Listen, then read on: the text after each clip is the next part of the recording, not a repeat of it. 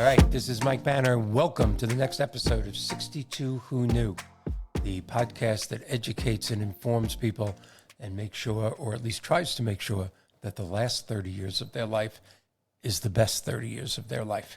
Let's welcome back our panelists that we're always happy to have. Mr. John Thomas, Director of National Projects. I give him a different title every week. That's why I want National Accounts, Mike. National Accounts. Director of National Projects and Accounts. He works on projects too. He does a lot of stuff for Amada, okay? He's up there with Amada. His business card is so big, it's listing like everything. Yeah, it's like a billboard. The guy that does all the stuff. That's me. The man, JT, the man. Cassandra Watson, I know her title. She is the founder and president of Platinum LTC Solutions and one of the top 2% of producers in the long-term care insurance world in the country. That would be this country. Matt McCann, president and founder of LTC News, the number one source of news, assets, everything that you could possibly want about the long-term care world. And welcome to both of you. And our guest, Marie Burns. I'm going to read her bio in a second. Welcome, Marie. I know you probably think you're on the Four Musketeers show at this point, but it is a very serious podcast, 62 Who Knew, that helps people have a great last segment of their lives, which after watching this episode, they may hope that this is the last segment of their lives. But let me tell you a little about Marie Burns. A certified financial planner, has been advocating for women's financial health for over 20 years. Originally from Wisconsin, married 40 years, I love this part, with 9 grandchildren. She has helped clients with their financial lives in a fiduciary capacity, in a bank setting, accounting firm, at Vanguard, at a financial planning firm, and now writes, speaks, and educates women in her Mind, Money, Motion financial education business.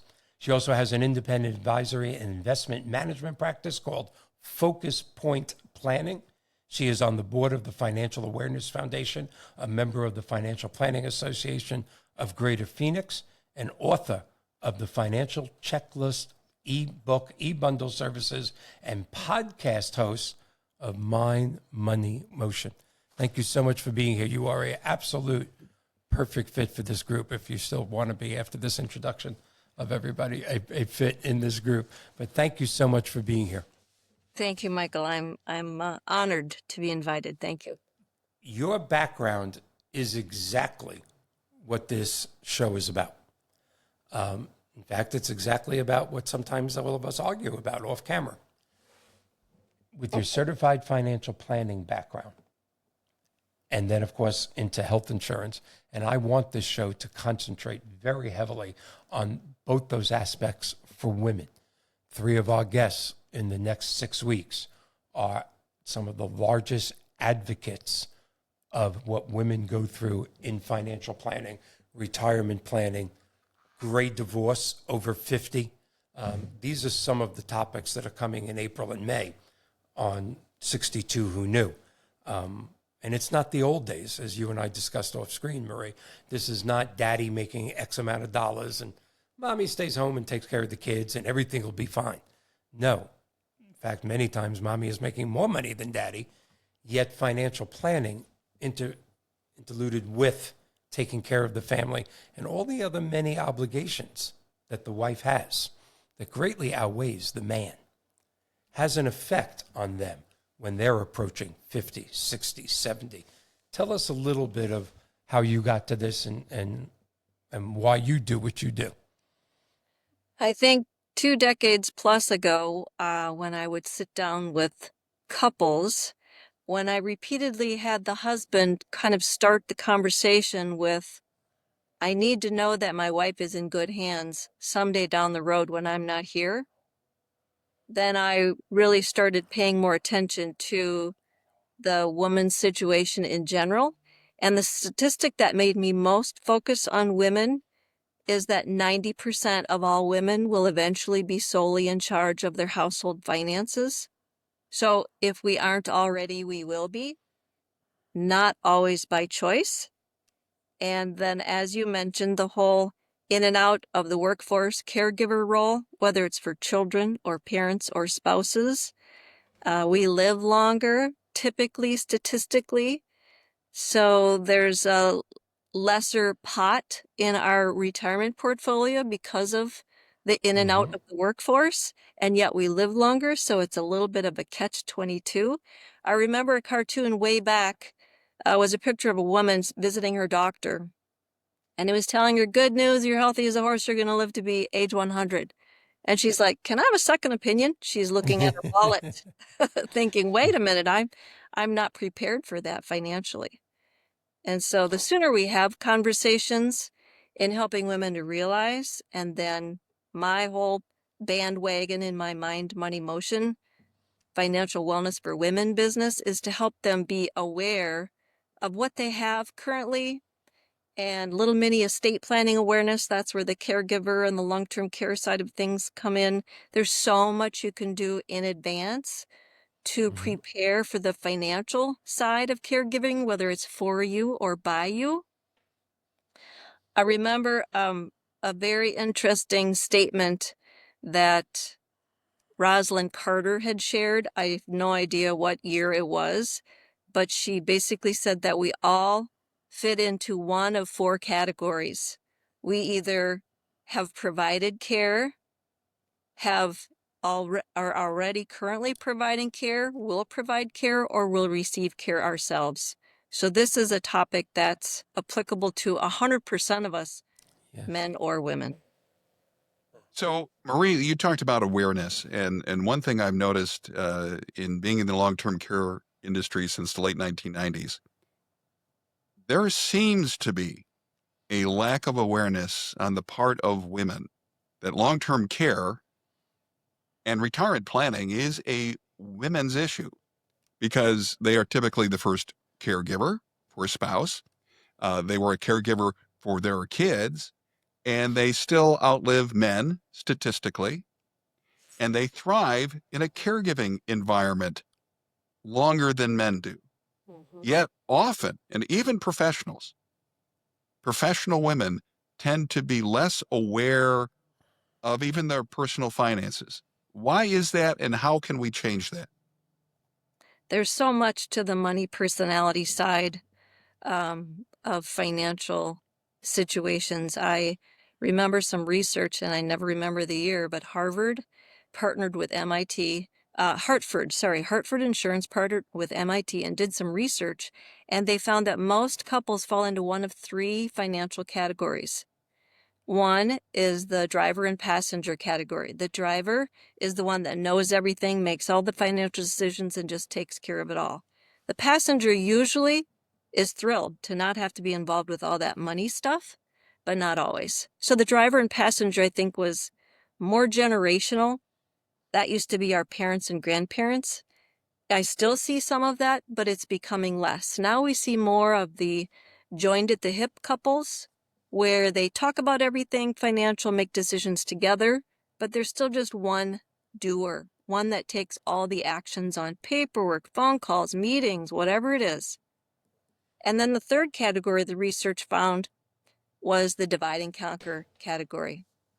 Just like joined at the hip, they talked about everything, made their decisions together, but then they split the duties. One might take care of the banking and one might take care of the insurance and investments, just as an example. But the research concluded that down the road, when there's only one survivor left, if they came from, male or female, came from the divide and conquer couple, they survived better. They were already used to being aware and acting on a lot of the financial decisions. And so much of whatever category you're in was influenced by your childhood and then the relationships that you've had, these financial relationships. So I think there's been a lot of, it's getting better. The children are seen and not heard. Little girls are good at school, teaching or nursing, not math and science. I think that's evolving. And so money was just not their category, not their department. It was math. And maybe girls weren't as good at math. So I think there was some of that feeling and treatment. Can I comment on that? Because I think that's crazy fascinating. And first of all, so nice to meet you, Marie. What an incredible bio. Oh my gosh, I feel like so amazing. Um, but do you find in your practice, because like, so I'll just talk about my situation. My husband and I are probably the second one that you described. So like we talk Stranded. about everything together, we make all the decisions together, and then one of us actually pulls the trigger on those things. Mhm. And I found like as I get older, I have like weirder anxiety about stuff. Like last time I flew on a plane, I was trying to call my husband to be like, if the plane goes down, this is the chase password. Like this is what you need to get Your in to pay brain the plane. goes to Oh my that, And I God. right? was like, who am I? You know, like, oh God. So I very much like I feel what you're saying at a very visceral level. Uh, but part of the reason that we do that, I think, is because we're looking for then like perfect execution of that task. So my question is on a practical level, do you feel like it's harder to communicate, harder for that execution to take place when you have two people actually executing them? Right? Like, do you find that they're like less effective or it's harder to make a meeting? Like, is there any actual difference in how that plays out when they've divided and conquered? No, it's usually a case where they're both forced to communicate with each other because they're both involved with the financial decision making and actions. I know there's probably a lot of debate out there about should we keep our finances separate, especially as we get older and marry later. You're already used to having your own finances. And my personal bias is that that can create a lot more problems than are helpful to join finances. And everybody feels like, well, that's not going to happen to me, or I'm going to be way down the road before I have to worry about this. My spouse isn't here anymore situation. But in reality, life changes. It could be an incapacity, it could be a temporary disability, it could be you're in the hospital for 3 weeks and you've never paid the bills before, never had to log in with the passwords before. So there's a lot of reasons besides death that you both need to be at least aware. I always told my parents, they were the driver and passenger. Dad, please label everything and make it in a findable place. Mom, know where it all is. And then I can step in and help. And that's exactly what happened, because which one do you think? He was the driver and she was a passenger. Who got dementia? The driver. Murphy's Law. So, Marie, do you see this as a generational issue with women? So you've got the late boomers, you've got generation what is it, Generation X or whatever, the ones right before the late boomers, and then you got these millennials here, like Cassandra is a millennial, John, you're a millennial as well, but nonetheless, is there a distinct difference in the attitude specifically toward women and how they see planning and how their role either within a couple or just if it's a single woman themselves and how they view things when it comes to financial planning and the ability to look in the future and doing all those things that all of us need to do at some point. I think it was generational. I think it's getting better because of people are more aware of the importance. Our country, unfortunately, doesn't, I wouldn't even say we do a bad job of financial education. We don't do the job at all. There are about half of our high schools that are required to teach financial education, which is buried in an econ course in senior year most of the time. To me, that's not enough. So the whole country as a whole really should be doing more on the education side. But I think just the younger generation is getting more aware. They're marrying later, so they're forced to be on their own a little bit longer. So there is a little bit more financial awareness. But I can't tell you how many, it's still the difference between brains, I think, partially. How many times I've sat down with a couple and the biggest back burner financial planning area is estate planning, because that's, who wants to talk about being incapacitated and dying? My gosh, why would we even go there, right? And 9 times out of 10, as we're talking about these decisions and do you have documents in place, or even, especially when I start asking about beneficiary designations, people, first of all, don't remember because it was so long ago they put their beneficiary designation on their 401k or whatever it is, and they finally throw up their hands and say, I don't know. I don't remember anymore. And and the men, sorry, gentlemen, will almost always say, well, I won't care. I won't be here anymore. Ooh, And yet what a, I've yeah. hosted a financial wellness for women group for probably 7 years now, and we have guest speakers that come in and talk about a variety of topics. And every attorney will say, oh, yes, it's the woman dragging the husband in to get these documents drafted and get things in writing for the power of attorney to step in and help with the long-term care needs, et cetera, et cetera. I think any man who's sitting with a loved one who utters the words, Oh, boy. I don't know, I don't care, I won't be there, should be in every state a no-fault divorce.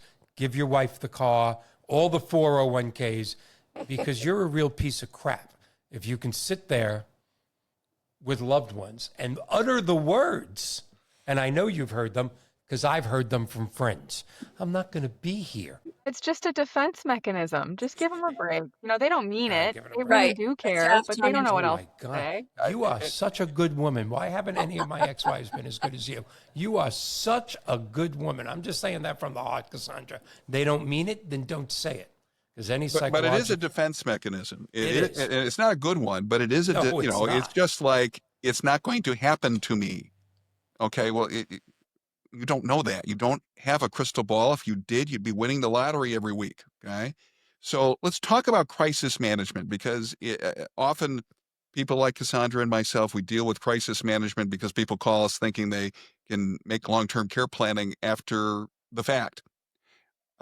John, with and any home care agency or assisted living or nursing home, they deal with the crisis right then and there, often when there is no plan. So, from your perspective as a financial planner, how different is what you do or someone like you does in a situation where it's a crisis, no one's planned for this, no one's talked about it, as opposed to the individual or couple that is actually planned? How does that differ? What kind of go through that and tell us from your perspective? So, human nature is to not address something until it is staring you in the face. We call that money in motion in the finance industry, right? They have to do something about it, so they'll do it now. And the same thing comes up with long-term care. I have two real recent examples of let's take care of it all when we're not in crisis mode, when it's the calm before the storm, when you're making decisions right now without any stress. So my parents, for example, we had everything in order, all the documents updated, all the accounts and assets were titled and beneficiaried correctly. Powers of attorney for healthcare and financial were all in place, just in case. And that's exactly what happened. Seamless dementia. Finally, eventually moving my father to a healthcare facility. Seamless for my mother. No stress. You asked for this paperwork, here it is. Is this current? Yes, it is.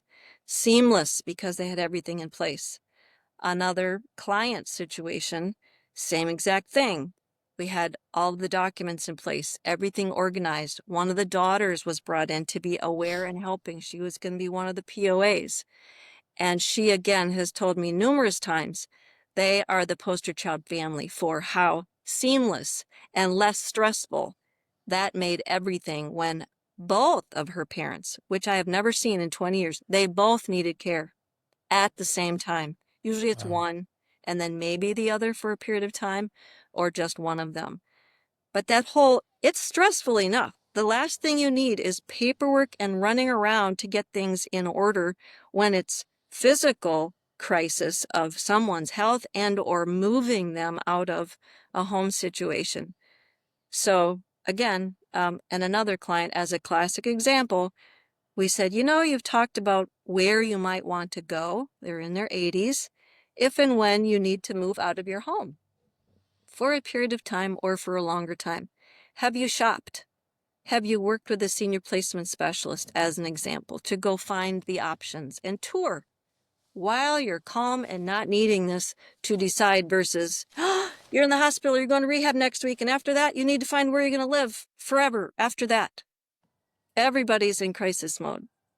So it's hard to convince people, really, of that, but that is the reality, that is the best time in advance. Same thing with long-term care insurance. I'm insurance licensed. And so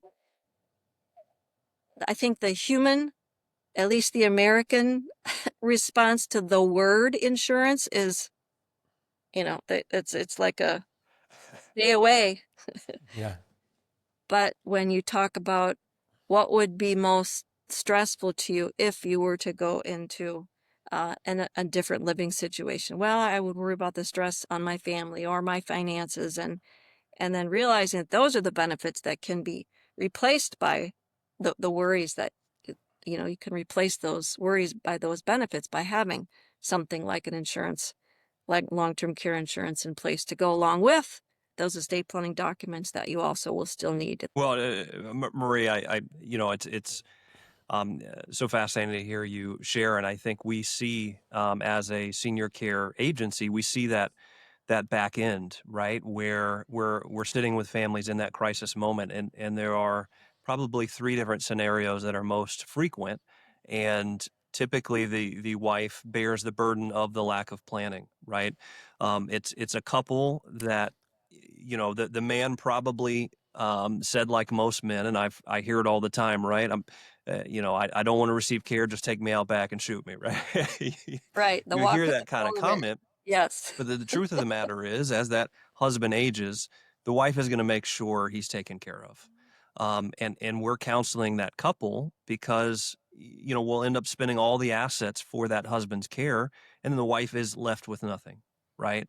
Or the husband needs to move to a community or a facility, and the cost of it is too much for that couple, and they can't afford to keep up a mortgage and put that husband in a community or facility, right? Or it's a widow that, the husband did pass, and we're counseling that widow, and she doesn't know who the financial advisor was because they only worked with her husband, and so trying to help that widow, with some financial resource planning and financial planning. And so those scenarios are so common. And I can imagine, is your work really around engaging women, but also men, for their wives' sake, right? So that they don't end up in those scenarios. Yes, and I think because there's more conversation now, I've even seen couples that will say, well, let's put something in place on her.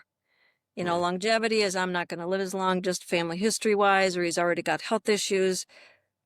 And I think people don't even realize that's an option as well. If it's statistically, um, especially in their situation where the man has the health options along with not the likelihood of living as long as his wife, should we at least put something in place there? Even my own father, they did not have long-term care insurance, and I could tell that he was calculating, even in the healthcare facility.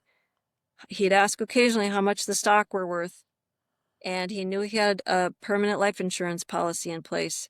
And I could tell he was a Marquette business major, and I could tell he was calculating how much it was costing, hundreds of thousands of dollars where he was, and his insurance would replace that for my mother. I could tell that was his mindset. So long-term care insurance, moves that whole thing out of the way and takes care of it without having to worry about that. But yeah, there's two lives, and you have to talk about the possibility of what might happen with both lives. This is such a fascinating topic. Let me remind our audience, this segment of 62 Who Knew is brought to you by Platinum LTC Solutions, making long-term care coverage simple. Get expert guidance, access from top LTC insurance specialists, and compare the best long-term care insurance options from all the leading providers. Find a specialist and get free quotes today. Visit the 62whoknew.com website and check on LTC Insurance. We're back here with Marie Burns and, of course, our normal panel of experts. I was talking to a psychologist therapist that's going to be on the show. She was just interviewed by the New York Times at noon today. And yes, this is a women's topic, but let's face it, the underlining topic is that men are really bad at this, or women wouldn't be so underprepared. When do you think society on a whole, do you see, Marie, I don't get a chance to see that in the mortgage financial background that I have, when will society start to grow up a little to say, Well, I'm not going to deal with that. Yes, you are. You're going to die. And the odds are 100% you're going to die.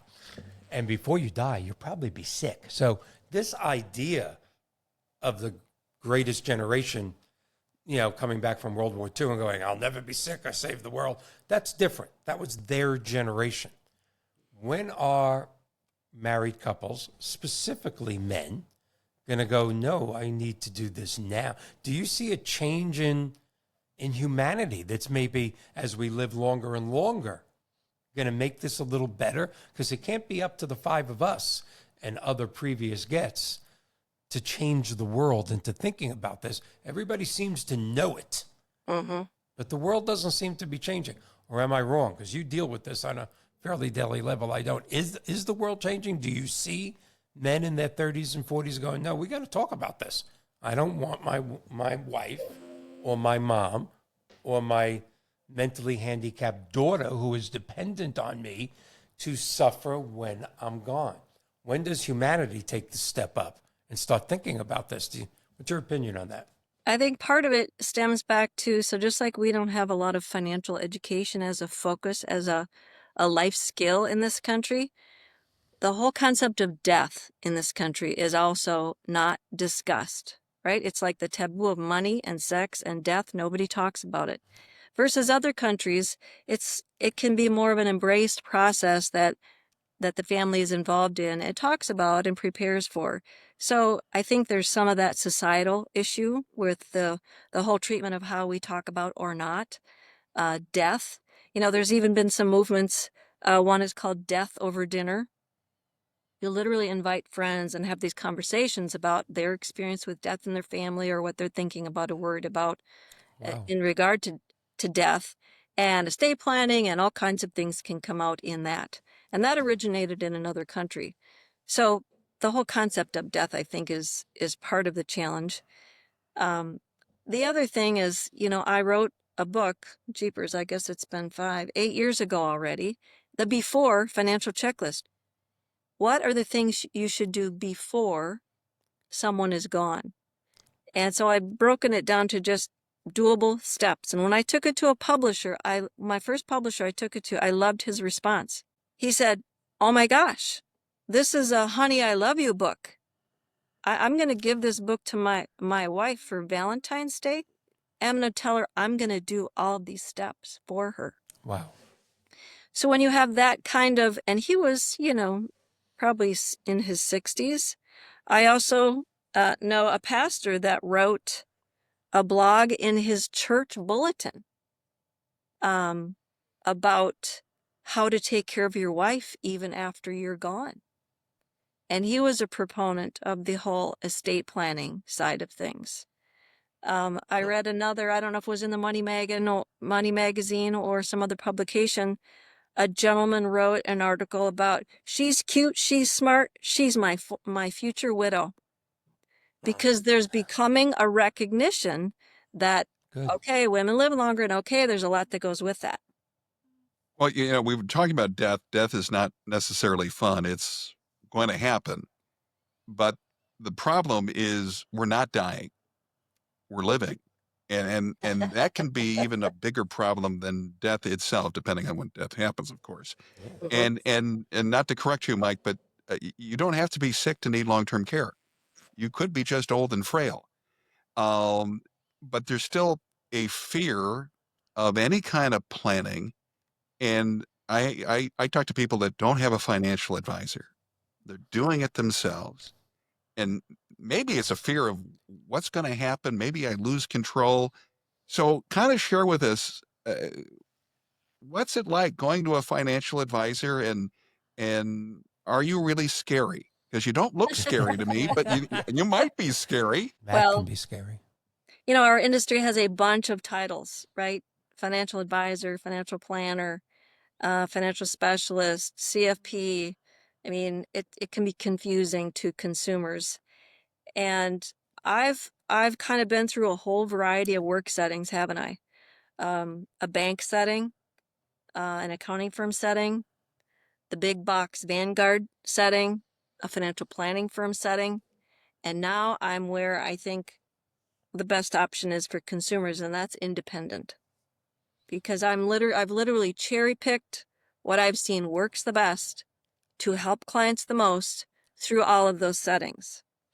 And then you have the control of being able to offer that and not being told how you will work with clients by any of those other situations. But most, I think, comprehensive advisors, and there's probably the biggest problem that I see in our industry, just because someone is a financial advisor or whatever they call themselves, they're not always talking to you and being the radar detector for, or the quarterback for, all 6 areas of financial planning. And one of them, of course, is risk management, the what ifs. What if I need care? What if I'm disabled? What if I'm gone before I was planning to be gone? And too many times, I think advisors are not insurance licensed. I'm insurance licensed. Or they just, insurance can be a hassle from the standpoint of you don't just fill out the application and say, okay, put the money in tomorrow, we're good to go. There's underwriting involved, which when we talk about long-term care, I often have to remind folks that, and you guys tell me in the industry if this is an old stat, over half of those that apply after age 65 are declined, right? Because they're looking at deep underwriting. This is not quick and easy life insurance. This is chronic, long-term possible health issues, much tighter and stricter underwriting. Is that statistic still correct, Matt and Cassandra? About half of those over Well, 65. half over 65, it might even be more. I Yeah. think like I overall wouldn't be decline rate is surprised. close to Yep. that. Yeah. The problem is a lot of financial advisors who try to do long-term care planning, and quite frankly, a lot of insurance agents don't ask a lot of questions about health and the impact on family. And of course, the health portion is important because of underwriting. But, and I want you to kind of address this because obviously you're probably a little bit more unique than a lot of financial advisors who are comfortable talking about numbers and projections and all that kind of stuff. But dealing with impact on family and how will your son or daughter or even grandkid deal with it is a whole different area, and they're not comfortable asking personal health questions and personal family questions. How do you address that personally, and what do you think your peers in your industry, why they tend to avoid that? I think you're right about, the health side of things is, I think where people hesitate or don't set the expectations that this is going to be stricter underwriting. And so there will be, questions that are going to explore your health in depth. And so we need to think about where that's going to come into play here, which means then the sooner you apply, probably the better, because the older we get, the more health issues we get.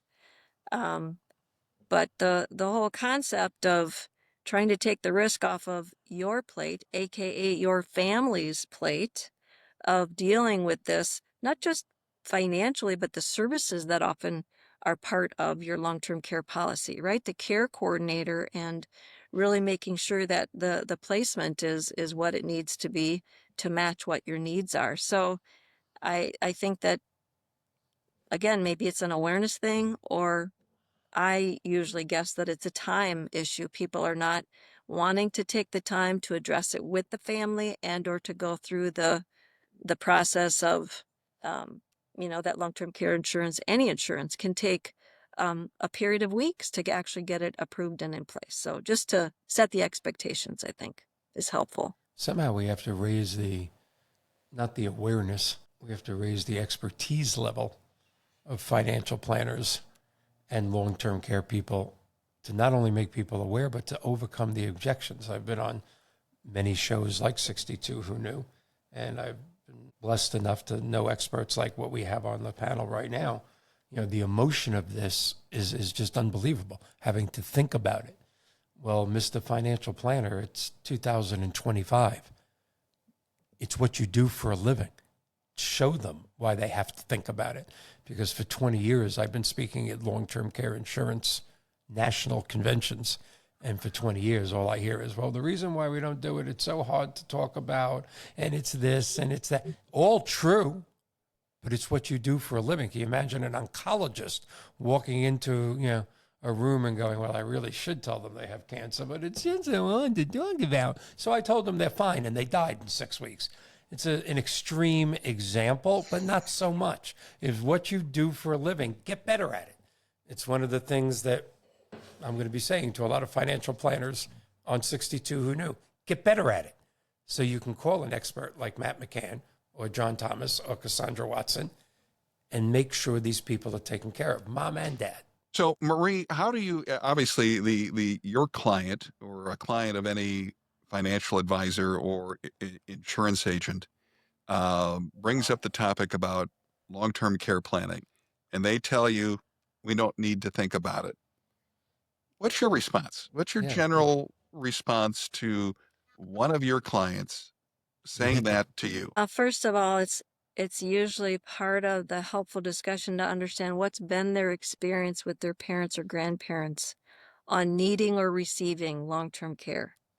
Because you talk about the emotional, Michael, and that is what they've experienced already has to be understood and acknowledged, and kind of almost the starting point for them to think about themselves moving forward. So I remember one client telling me that his wife had a policy from Golden Rule, and he would joke that the Golden Rule was they don't pay benefits. And Wow. all he was referring to, and this was probably, I wasn't involved with helping him put the policy in place before for his wife, but he must have not remembered. People remember what they want a lot of times, but the whole concept of an elimination period, meaning a period of time that you pay out of pocket before your benefits kick in. I know you guys know this, but maybe for listeners. Well, that's what happened with the Golden Rule. They made him pay out of pocket for 90 days. She died on day 91. So he was extremely bitter and upset about that. But just those kinds of experiences, and what I have found so often influential of whether someone places a policy, whether it's a life with long-term care aspect to it or pure long-term care policy, is what they've seen happen with parents or grandparents, and they say, I am not going to let that happen. Whichever way it went is very influential in their decision making. However, that's when you talk about, okay, you have those curious conversations. Okay, I'm curious why it is you don't feel like you need something like this in place. And I'm curious which pots, which accounts would we be pulling dollars from to pay for home care and assisted living and full nursing care, and I'm curious how much it costs around here where you're living for all those kinds of cares. So to really kind of check the awareness of the facts and compare them with the facts, to be sure we're bringing that to the conversation to make sure the awareness is accurate. And then bringing in the family aspect of who lives locally and who's going to be assisting with this physically, financially. I've been doing more and more family meetings, which is extremely helpful to bring parties into the understanding. And I've been the bad guy. I've been the one talking to an adult child about, no more help from parents. Or I've been the, hey, this is an important conversation, Dr. Son.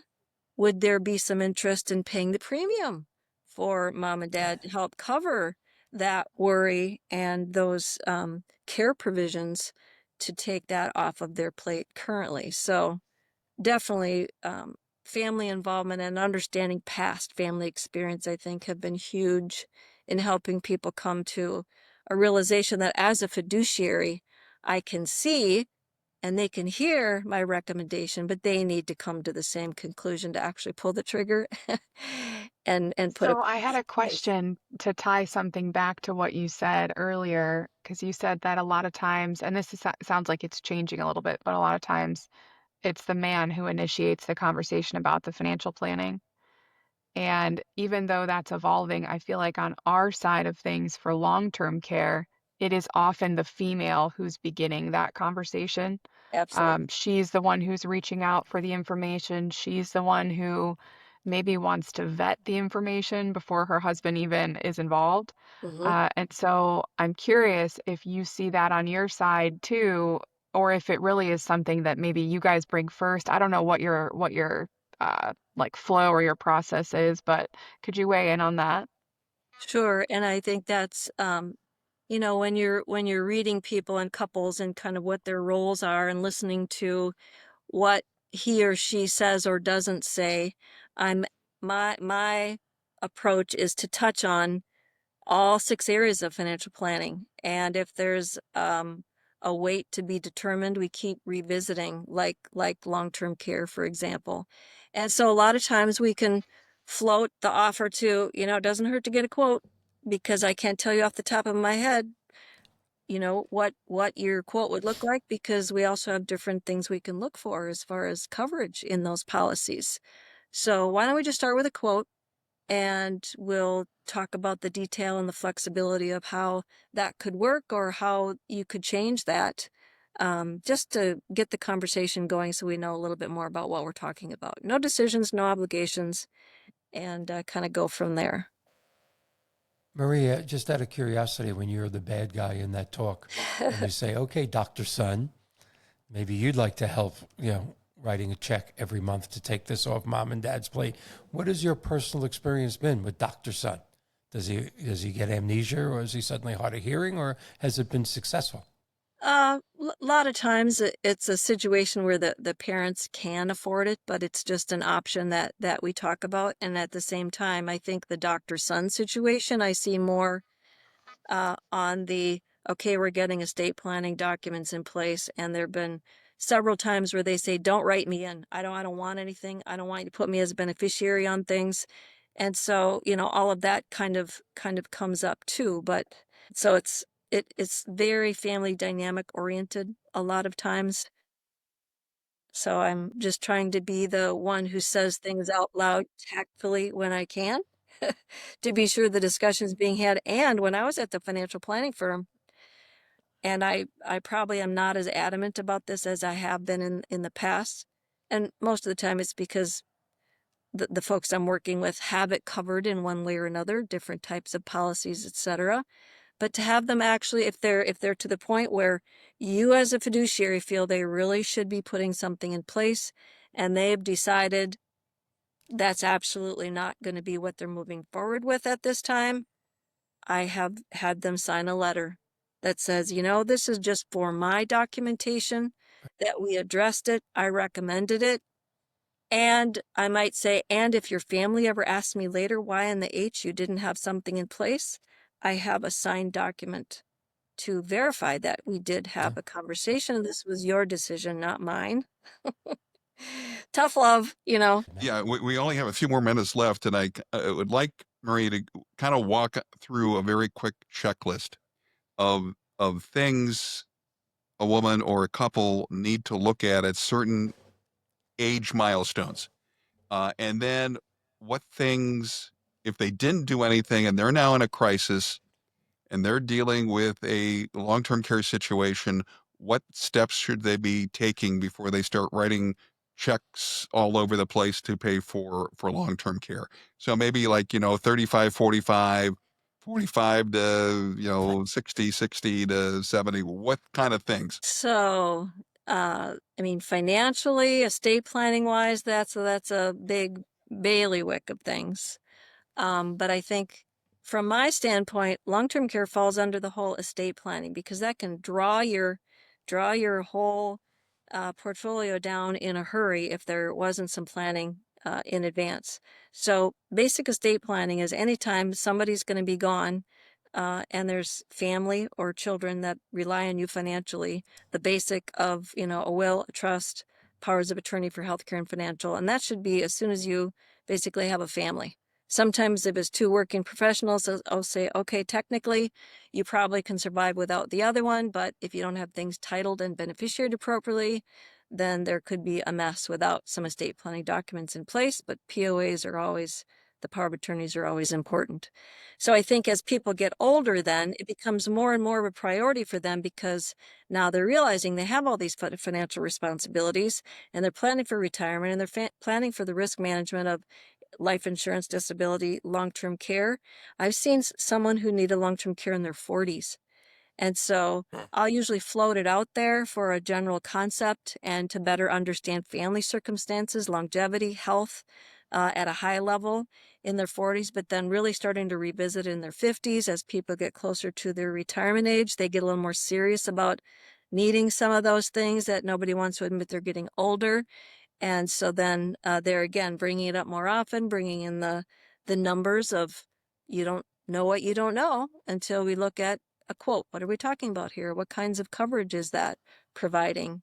And sharing some stories about things that you've seen or things that they've experienced in their family.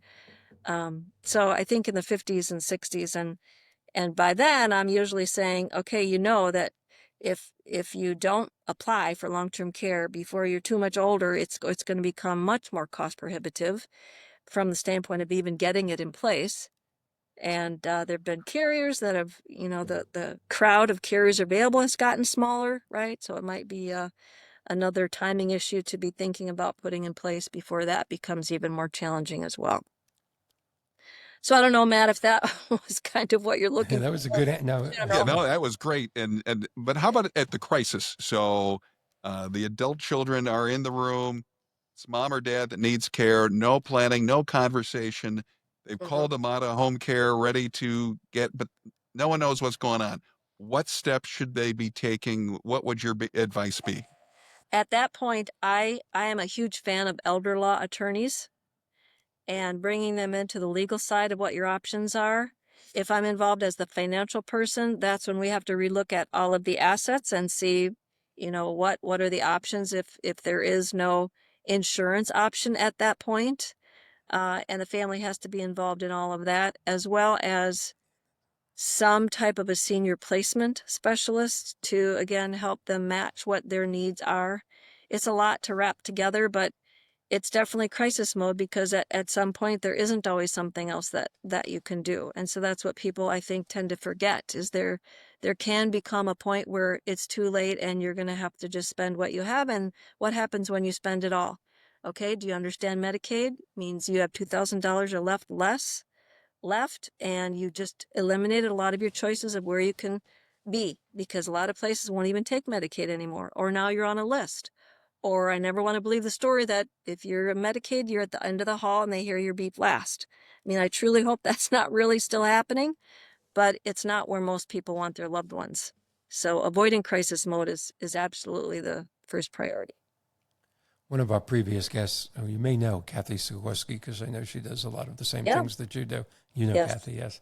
She said something that is imprinted into my mind, and I've actually used it the last few weeks in other speeches that I've done. Elder lawyers are for the living, estate attorneys are for the dead. Remember when she said that, guys? And we all went, but she said, that's what it is. And she repeated it. Elder law attorneys are for the living, estate attorneys are for the dead. Well, and anybody who's been through this with their family, I think, is impacted by their approach going forward with clients. I think the more people have personal experience in these areas, and everybody's going to have aging parents. If they haven't already, that's where it oftentimes comes into play. You may have remembered grandma, in the nursing home for 14 years. That can still happen, but the kind of come to Jesus moment is when your own parents and you're the one there helping or not helping. So to be thinking in advance for them and having those conversations is really key. Can I ask, what's your personal opinion on, sometimes if a financial planner is like reticent to recommend long-term care, or maybe they're ambivalent. They don't really care one way or the other. It's just not a part of their practice. When you come across someone like that, does it come up? What do you say? Any thoughts on that? Well, I think when a advisor is saying that, they're obviously not a fiduciary. As a CFP, a certified financial planner, you are a fiduciary, which means you need to be thinking about things from your client's best interest in all areas of financial planning. So then that must be a case where they are not a CFP, or they should be reaching out to specialists in the areas that they apparently are deciding not to address or aren't comfortable with or aren't fully licensed in. I want to follow up with Cassandra's question, but first I want to tell you this past 15 minutes, this segment of 62 Who Knew was brought to you by LTC News, your go-to source for aging, health, and long-term care planning. From expert insights to the largest caregiver and long-term care facility directory in the country. I think that's 80,000 plus, isn't it, Matt? LTC News has the tools that you need.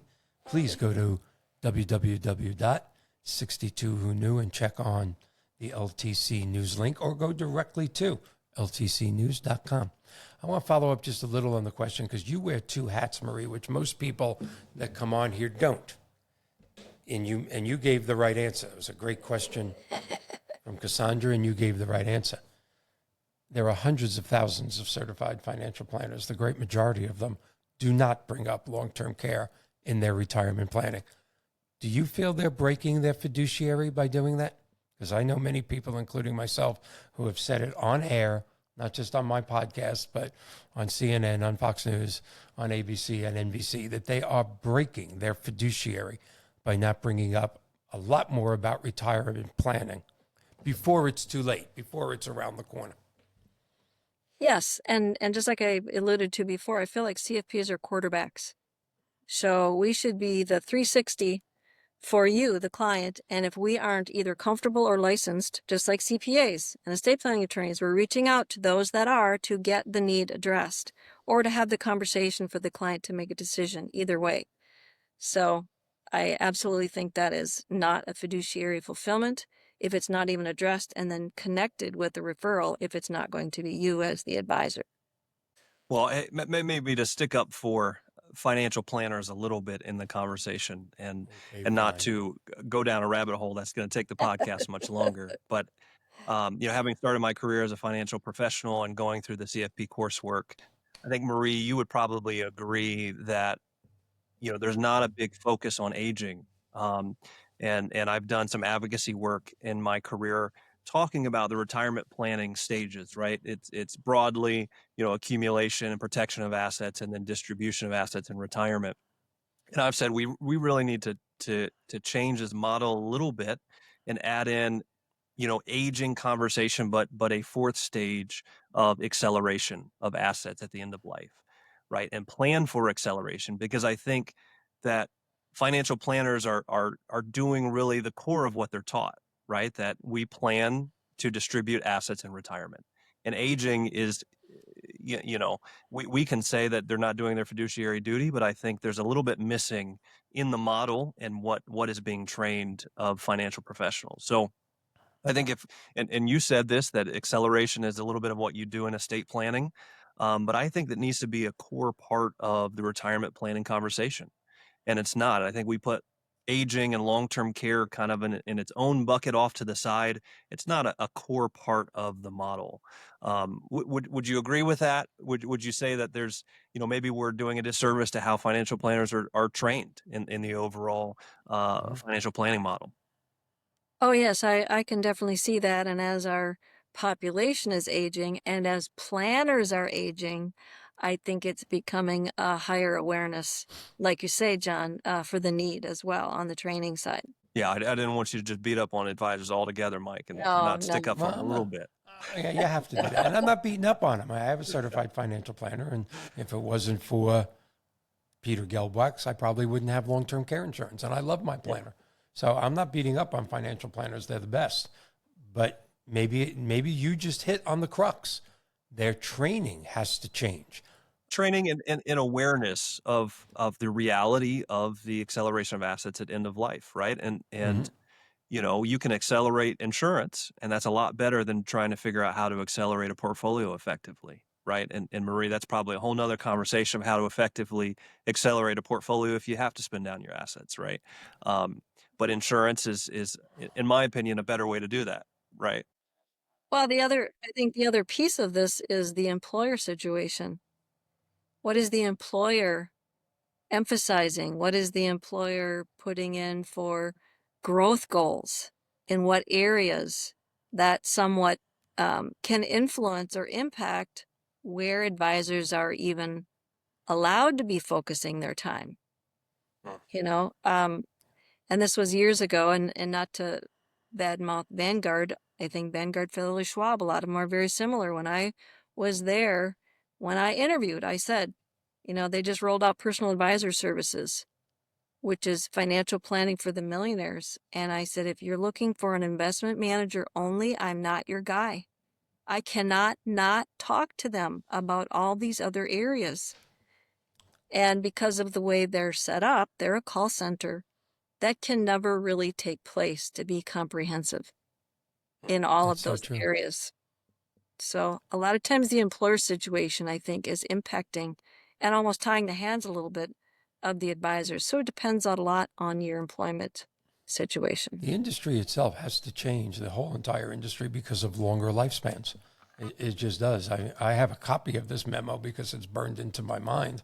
But there was a time, they have backed out of this, that the SEC, that is in charge of, I'm quoting a number from 5 years ago before COVID, I think it was 670,000 registered investors, put out a memo that said home equity is a forbidden topic.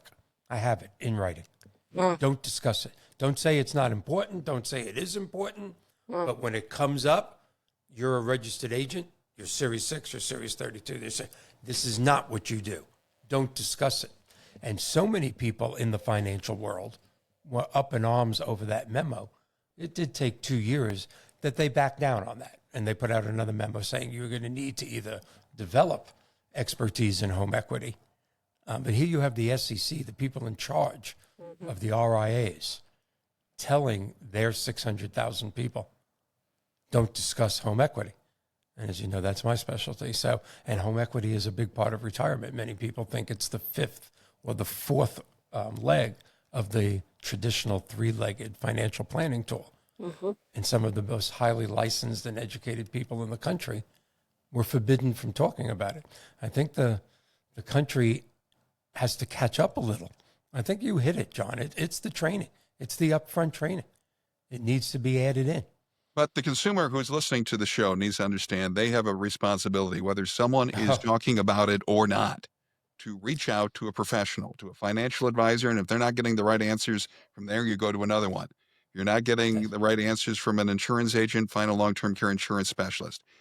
You have the responsibility to yourself to do what's right, even if the person you are working with doesn't bring it up. And I think that is the message for our listeners is you have to be proactive.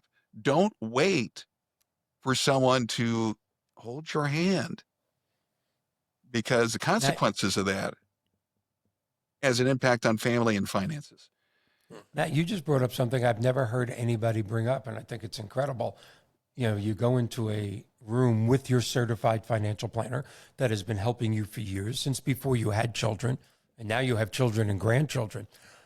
But you're allowed to think to yourself after that meeting, maybe it's time to change. I'm not satisfied with what they said. You brought up something I've never heard anybody say. You're allowed to end the show. What a way to end the show. What a way to end the show, yes.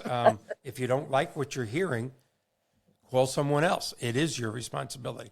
All righty. Well, Marie, thank you. Thank you so much for being here. We hope to have you back. I am looking forward to being a guest on your podcast, as if I hope you invite some of my experts, which you certainly don't need me to have them on your, because as you can see, they are the experts at what they do. But that is part of the fun of having people on podcasts and switching and doing other things and growing our mutual audiences. Thank you all so much. And I hope you will join us again. Maybe you'll come back, Marie, one day with Kathy, because to have two female experts on what you two do, Great. I think our consumers would go crazy over that. All right. Thank you so much, everybody. Have a great week. And thank you all. Thank you, Matt, John, Cassandra, and Marie.